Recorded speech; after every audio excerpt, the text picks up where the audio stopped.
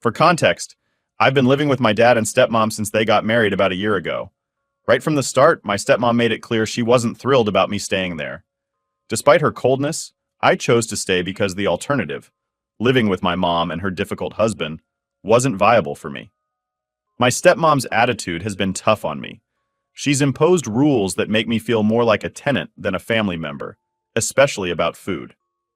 She declared that I wasn't allowed to eat anything she cooked or bought, so I had to start buying and cooking my own meals, which my dad pays for, though she disapproves.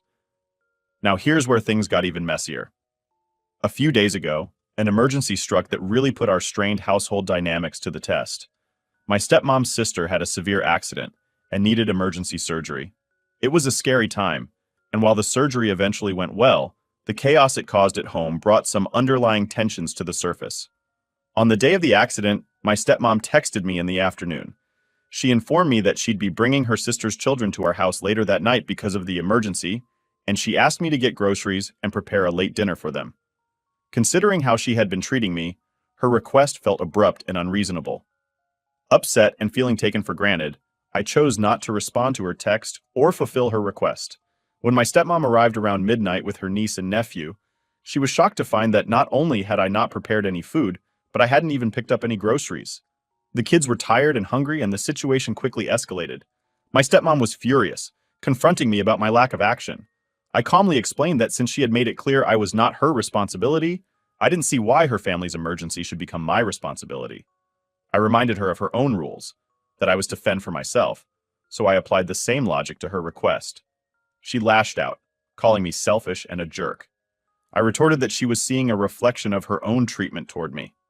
Things got heated, and she ended up having to order pizza to feed everyone. The argument didn't go unnoticed. My dad overheard and intervened, but not in the way I hoped. My dad was deeply upset with me. He believed I should have helped out as part of the family, especially given the emergency situation.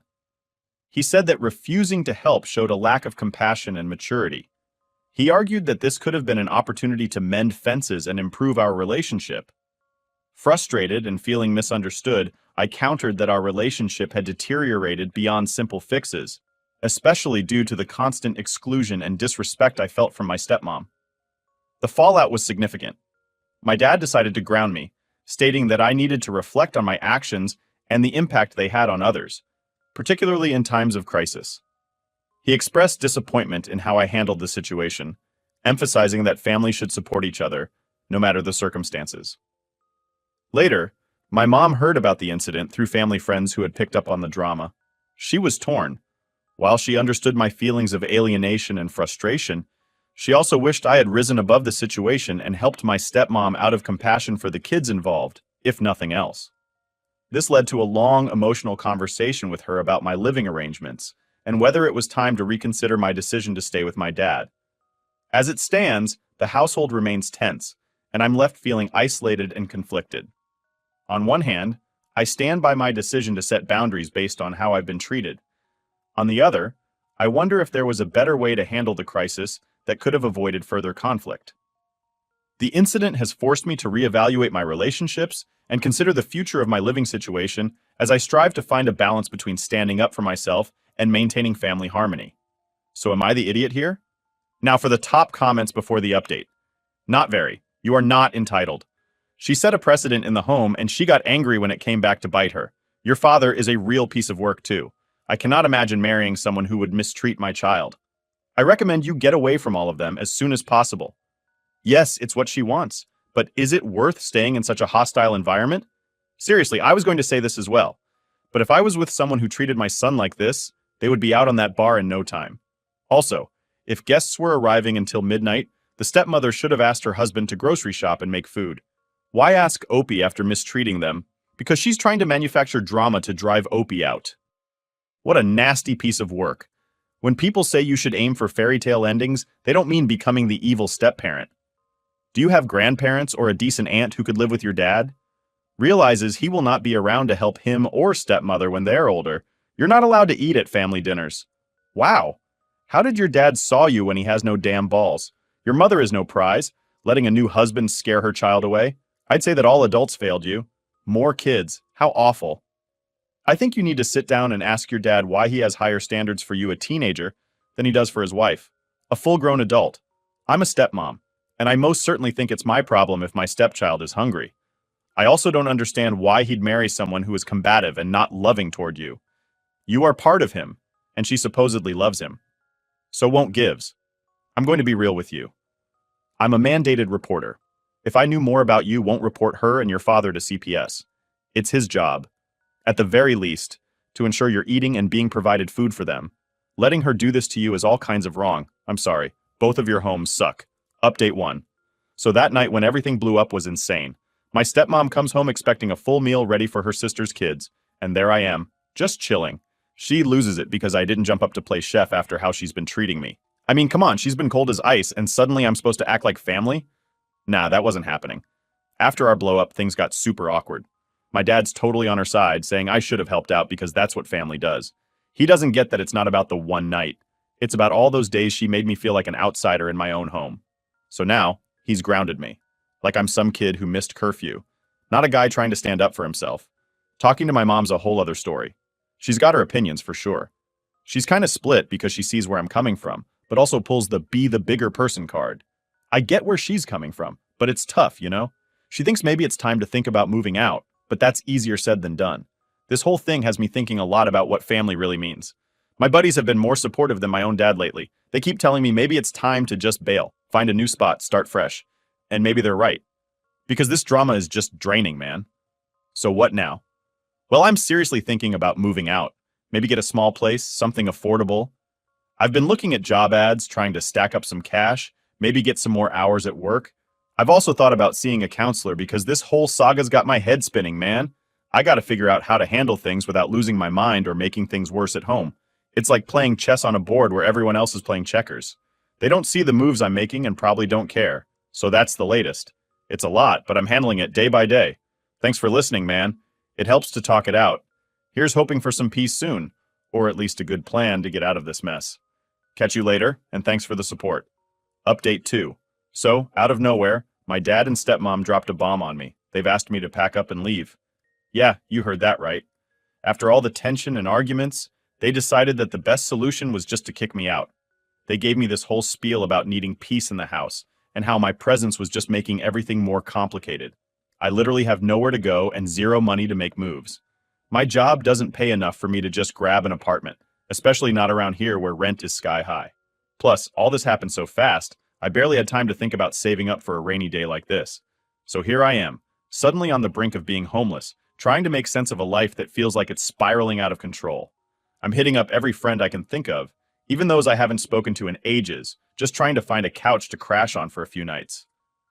Everyone's got their own dramas though, so it's tough. I get it, but man, it's stressful. Work's another story. I've been picking up extra shifts, staying late, doing whatever it takes to scrape together some cash. The boss noticed, thankfully, and it's led to some more permanent extra hours. That helps, sure, but it's a drop in the ocean compared to what I need to get my own place. I've started looking into other part-time gigs too. Anything that pays and fits into the crazy schedule I'm already working. Every day's a grind. I'm either at work, looking for work, or worrying about where I'm going to sleep that night. It's exhausting, but I'm hanging in there. Some days are better than others. On good days, I feel like I can handle this, like I'm going to come out stronger. On bad days, it's all I can do not to just give up. Mentally, it's a marathon. I'm running on fumes, powered by caffeine and sheer stubbornness. I've been using local libraries a lot, not just for the free Wi-Fi to look for roommates or housing, but also to just have a quiet place to think. Libraries are underrated, man. They've become my temporary sanctuary. About that roommate lead, still waiting on that. My buddy's cousin is supposed to get back to me, but things move slowly, and I'm learning that patience isn't just a virtue, it's a necessity. I'm checking out other listings too, hitting up Facebook groups, Craigslist, you name it. Anything to find a stable place. Family-wise, it's like a nuclear winter. My dad's been calling, trying to patch things up, but it's hard to hear him talk about family and support when I'm in this situation because of them. It feels like too little, too late. I've been mostly screening his calls. Maybe that's petty, but I need space to figure out my own life before I can think about mending fences. I had this long convo with my mom the other night. She's worried, obviously. We talked about everything, my living situation, the job hunt, my mental state. She's pushing me to keep my head up, reminding me that I've gotten through tough times before. It helps hearing that from her, even if her situation isn't exactly one I can fall back on. Looking at the bigger picture, this whole ordeal has really forced me to grow up fast. I'm making decisions I never thought I'd have to make, like budgeting every penny and figuring out the cheapest meals that'll keep me going. It's a crash course in adulting, and I'm learning on the fly. So what's next? Keep pushing, keep working, keep looking for that break that'll get me out of this. I'm not down for the count, not by a long shot. I've got plans, dreams, stuff I still want to do. This is just a rough patch, a really rough patch, but I'll get through it. Seriously, to everyone who's been reaching out, offering advice, or just sending good vibes, thank you. It means the world right now. Stay tuned, because I'm determined to turn this story around. Here's to better days ahead, hopefully filled with good news and a new place to call home. Story 2. From the start, my girlfriend and I were pretty overwhelmed when we found out she was pregnant. We were both scared, but eventually committed to raising our baby together. Her family was opposed to our decision, mainly because they didn't like me much and thought a baby would ruin her future. My brother, the only close family I had, made it clear he wouldn't support me, saying I was on my own once I became an adult. Despite these challenges, my girlfriend and I decided to move in together, hoping to create a peaceful environment away from the negativity of her family. We wanted to prepare for our new arrival in our own space, on our own terms. However, things didn't quite go as planned. As my girlfriend's due date approached, her family did a complete 180. They went from being cold and distant to overly involved, especially her mom. She even insisted on moving in with us for a while after the baby was born to help us out because we were new parents. I agreed, thinking it would be beneficial, but I couldn't have been more wrong. The first few weeks with her mom in our house were incredibly stressful.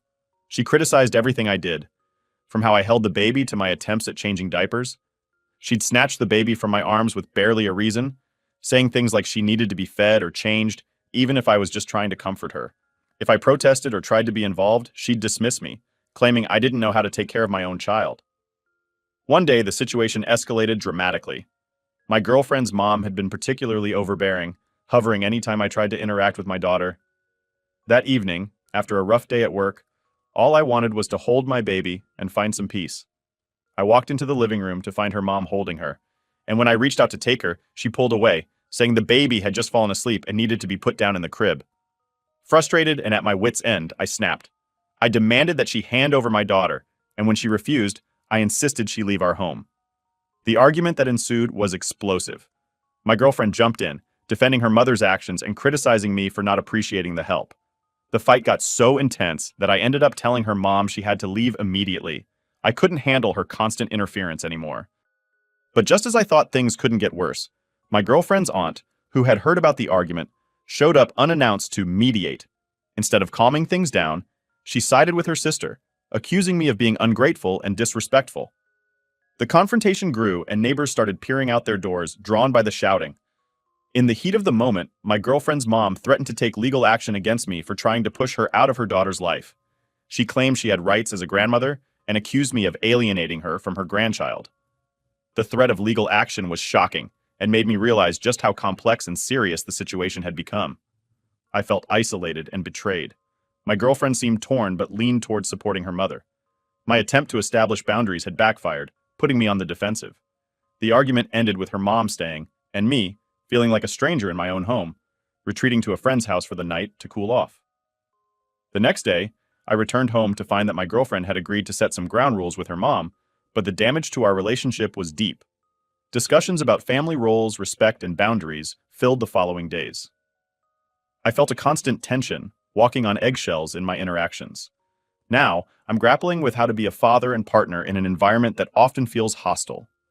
The joy of new fatherhood has been overshadowed by these conflicts, and I'm left wondering if we can find a way to heal and come together not just for our daughter's sake, but for the sake of our little family's future. Am I the idiot?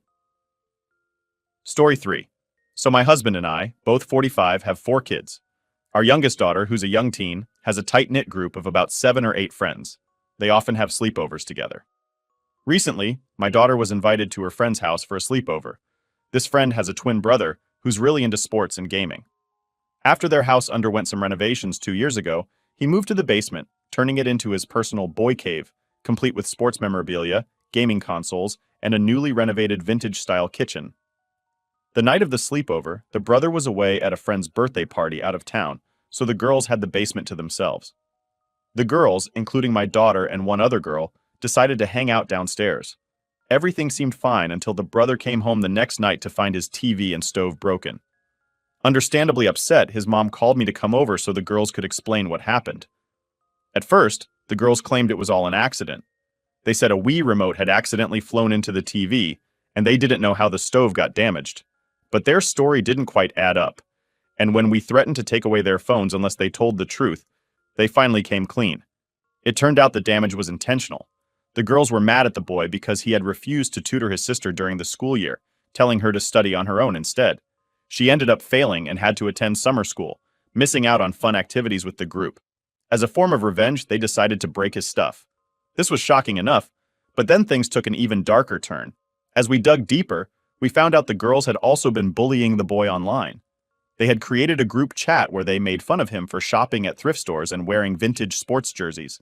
They mocked his water jug and other secondhand items, which they posted about on social media to embarrass him further.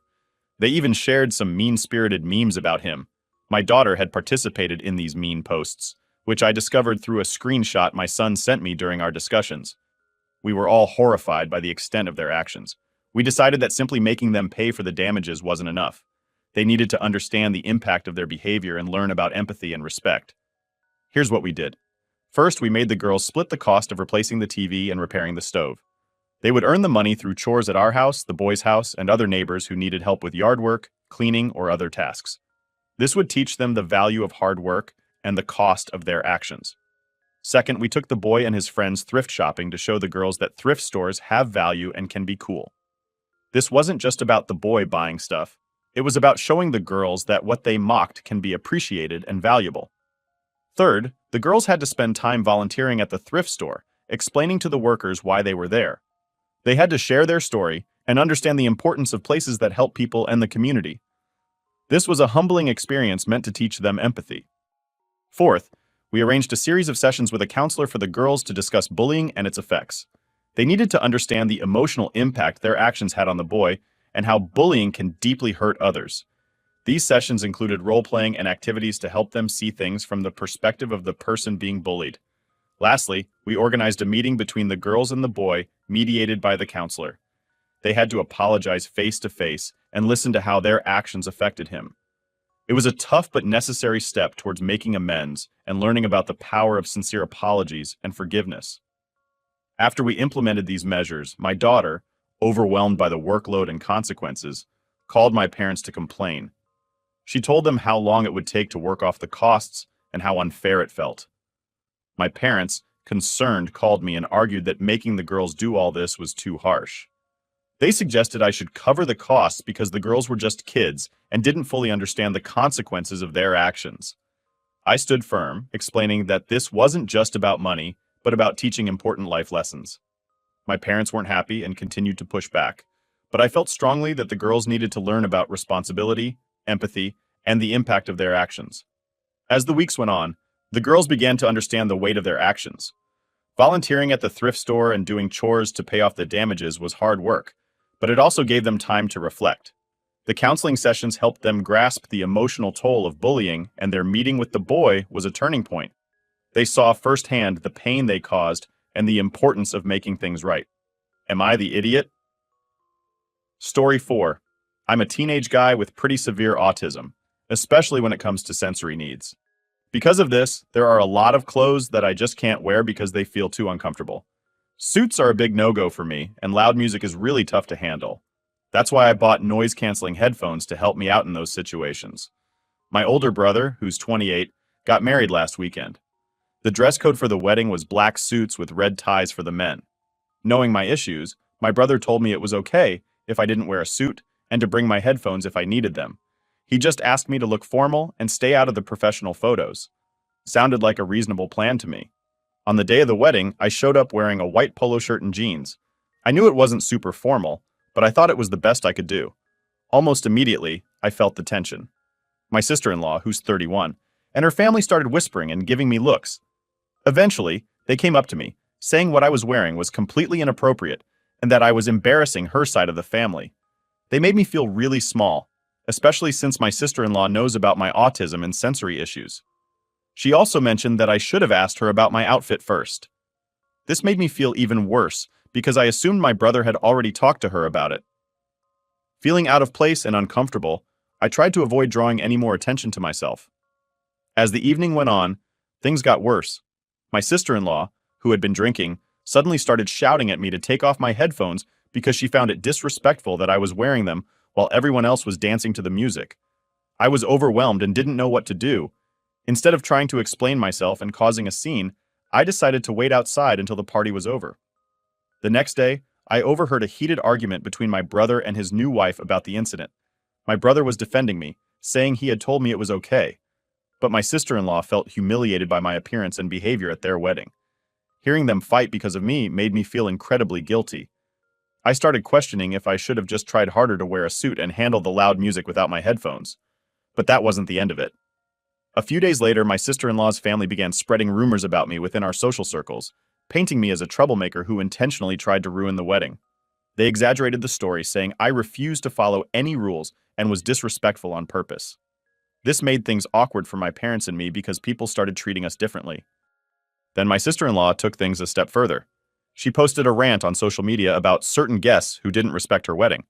She didn't mention me by name, but it was clear who she was talking about. The post went viral among our friends and family, leading to even more gossip and judgment. Some people commented, supporting her view and saying things like, "Weddings are special, everyone should follow the dress code, and it's about respect." Feeling even more isolated, I decided to write a heartfelt letter to my sister-in-law, explaining my autism and sensory needs in detail, hoping she would understand. I poured my feelings into the letter, describing how difficult it is for me to wear certain clothes and handle loud noises. I also apologized for any distress I caused at the wedding and assured her that I never intended to ruin her special day. A few days later, I received a reply from her. She thanked me for the letter and said she understood my situation a bit better now, but she still felt hurt by what happened. She asked for some time to process everything and hoped we could move past this eventually. Meanwhile, my brother suggested we all meet with a family counselor to help resolve the tension. The idea was to have a neutral party mediate the discussion and help us communicate more effectively. My parents, my brother, his wife, and I agreed to give it a try. During the counseling sessions, a lot of emotions came out. My sister-in-law expressed how important her wedding day was to her and how she felt overshadowed by the drama. I shared my struggles with autism and how hard it is for me to navigate social situations. My brother and parents supported both of us, trying to bridge the gap. Through these sessions, we began to understand each other's perspectives better. My sister-in-law started to see that my actions weren't out of disrespect, but out of necessity due to my condition. I realized that weddings are incredibly stressful for everyone involved, and that my presence, while unintended, added to that stress. The counselor suggested we come up with strategies for future family events to prevent similar issues. We agreed on clear communication beforehand and setting realistic expectations. For example, if there's a strict dress code, we'll discuss alternatives that work for everyone, and if there's loud music, we'll find quieter spaces where I can retreat if needed. After a few months of working through these issues, things began to improve. My sister-in-law and I slowly rebuilt our relationship, and my brother was relieved to see us getting along better. While it was a rocky road, the experience taught us all a lot about patience, understanding, and the importance of clear communication. Am I the idiot for not wearing the suit and bringing my noise counselors? Especially if it's caused this much of a rift the day after they got married. Story 5. I'm 37 years old, and my wife Lacey is 32. We've been trying to have a baby for quite a while. Lacey had a really hard time getting pregnant, and it was tough on both of us. But she was determined to keep trying, and finally we got the good news. Lacey is pregnant. We're over the moon about having a baby on the way. Now let's talk about my sister's wedding, which happened last Sunday. The night before the wedding, Lacey started feeling really uncomfortable. We thought it was just normal pregnancy pain, so I told her she could skip the wedding shower and rest at home while I went alone. Around 5 in the morning, Lacey woke me up screaming in pain. I freaked out, grabbed my stuff, helped her into the car, and sped to the hospital. On the way, I tried calling my parents and my sister, but it was really early, so no one answered. I left them a voicemail and sent a text, explaining that Lacey had a serious problem and I might not make it to the wedding. A couple of hours later, I sent another message to let them know I was staying with Lacey at the hospital because she was going through tests and I didn't want her to be alone. I thought they'd understand, but boy, was I wrong. Since then, my phone has been blowing up with angry messages. People in my family are calling me names, saying I'm an idiot, and some even cut me off completely. It's been really rough, But I stand by my decision. I believe Lacey's comfort and health are the most important things, even if it makes me look like the bad guy.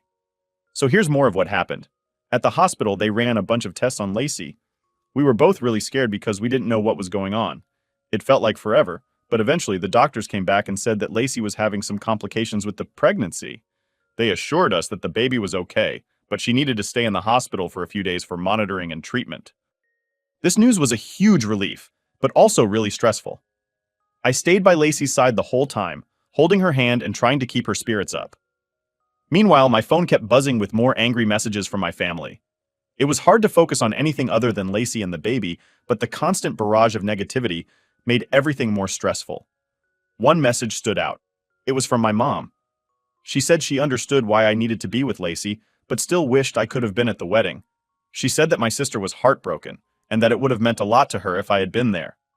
This tore me apart because I love my sister, but I couldn't leave Lacey when she needed me the most. As the day went on, my sister-in-law sent me a long, furious message. She accused me of ruining her big day and said that everyone was talking about how I didn't show up.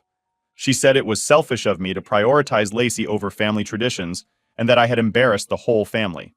This made me feel even worse. To add to the stress, one of Lacey's nurses accidentally let slip that there might be a problem with our baby's heart. This wasn't confirmed, but it sent us into a spiral of anxiety. We were already on edge, and this news made everything feel even more uncertain. The doctors ran more tests, and the wait for the results felt endless. During this time, my brother showed up at the hospital. He had left the wedding early to come and see us. He told me that there had been a huge fight at the reception. Apparently, my sister had found out why I wasn't there and got into a heated argument with our parents.